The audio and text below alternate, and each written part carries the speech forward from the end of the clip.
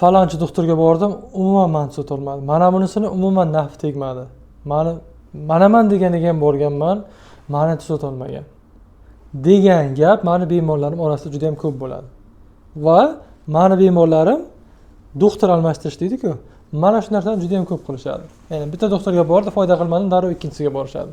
Nimaga shunaqa? Nimaga aynan nevroz kasalligiga chalingan insonlarda mana shu doktor almashtirish va umuman doktorlardan shifo topish qiyin bo'ladi. Haqiqatan zo'r degan doktorga ham boradi bemorim, lekin nimagadir foyda bo'lmaydi. Mana shuni sizlarga ochiqlab bermoqchiman. Chunki bu bizning o'zbek mentalitida juda ham ko'p tarqalgan narsa. Albatta oxirigacha ko'rsangiz videoni, o'ylaymanki tushunib olasiz o'zingizni xatoingizni. Xo'p, nimaga sizni zo'r doktor ham tuzata olmaydi? Borasiz, mana faloncha professor, pismadoncha akademikka borganman, lekin foydasi tegmagan. Sababi nima? Birinchi sababi, eng asosiy sababi sizni hech kim tuzata olmaydi o'zingizdan boshqa.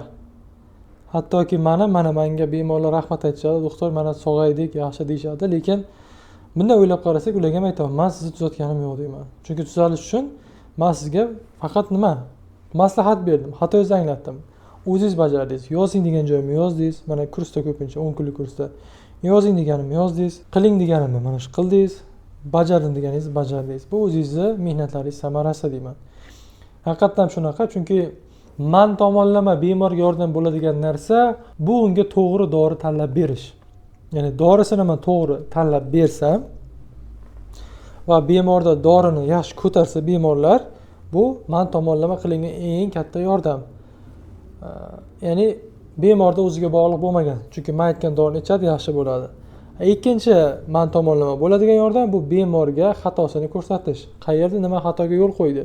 Xarakterda qanaqa muammo bor, qayerda hayotda nima xatoga yo'l qo'yyapti? Bu kasallikka olib kelgan sabablarni men sanab beraman. Sizda mana bu narsa avvalambor men eshitaman bemorda. Chunki psixoterapiya samara bo'lishi uchun bemorni eshitish kerak.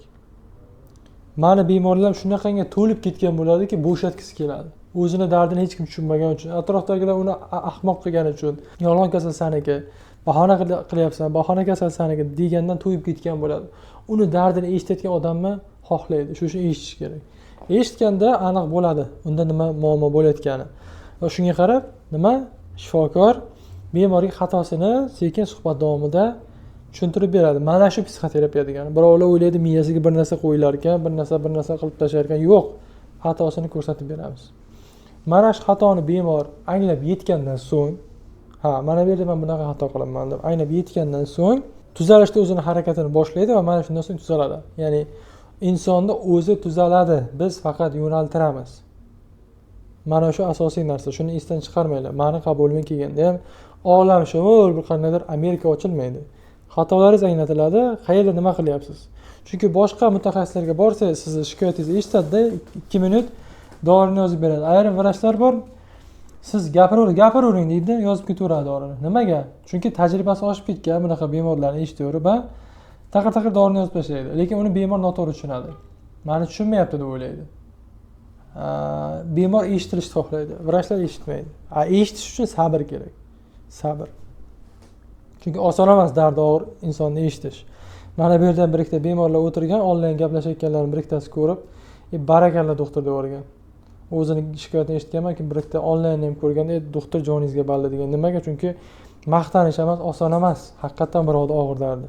Bunga sabr bor inson eshitadi. Sabr yo'q insonga tinchgina dorisini yozib bergan yaxshi.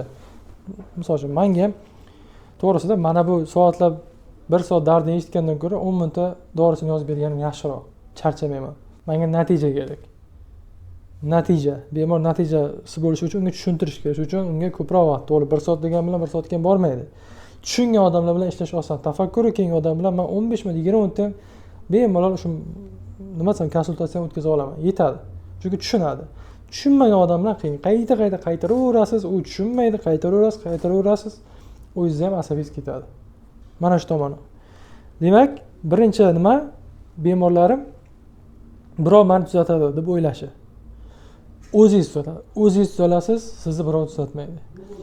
Ikkinchi tomondan sizni nimaga zo'r ma'naman degan professorlar anaqa qila olmaydi, nima desam, davololmaydi.